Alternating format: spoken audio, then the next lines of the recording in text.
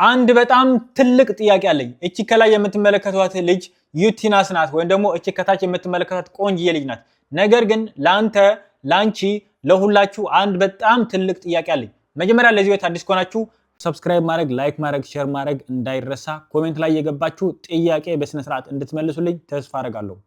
ነገር ግን ጥያቄ ልጀምርላችሁ።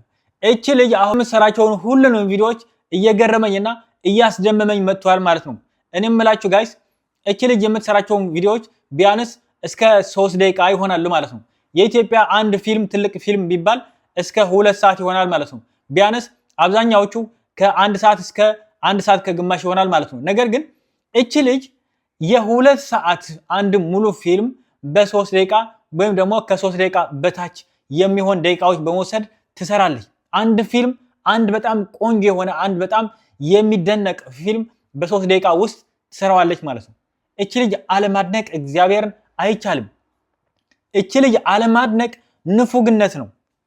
ስለዚህ የኔ ጥያቄ አሁን የሚጀምረው እቺ ልጅ ወደ ፊልሙ ዓለም ብትገባ በኢትዮጵያ የፊልም ኢንዱስትሪ የራሷ በጣም ትልቅ የተባለ ታሪክ ማስመዝገብ አትችልም? እስኪ እባካችሁ ኮሜንት ላይ ጻፉልኝ። እንደኔ ግን እቺ ልጅ ወደ ፊልሙ ዓለም መግባት አለባት። እግዚአብሔርን አብዛኛዎቹ የምትሰራቸው ፊልሞች ማለት ነው የራሷ ድርሰት ናቸው። አብዛኛዎቹ በራሷ ናት ዳይሬክት የምታደርጋቸው። ግን በቃ ለዚች ልጅ እግዚአብሔርን ቃላት የለኝም። በቃ አሁን ከትናንትና ወዲያ የሰራችው አንድ ፊልም ደግሞ በጣም በቃ ዝም ብሎ እግዚአብሔርን እኔ በቃ አልቅሻለሁ። በቃ ብዙ ግን የኛ ችግራችን ማለት ነው እቺ ልጅ በጣም ብዙ ልፋት፣ ብዙ ዋጋ፣ ብዙ ጊዜ፣ ብዙ ድካም ደክማናት የሰራችው። ነገር ግን 1 ሚሊዮን ቪዲዮ ማለት ነው 1 ሚሊዮን እንኳን አልሞላም። በቃ ይገርማል። ብዙ ሰው እየደረሰ አይደለም።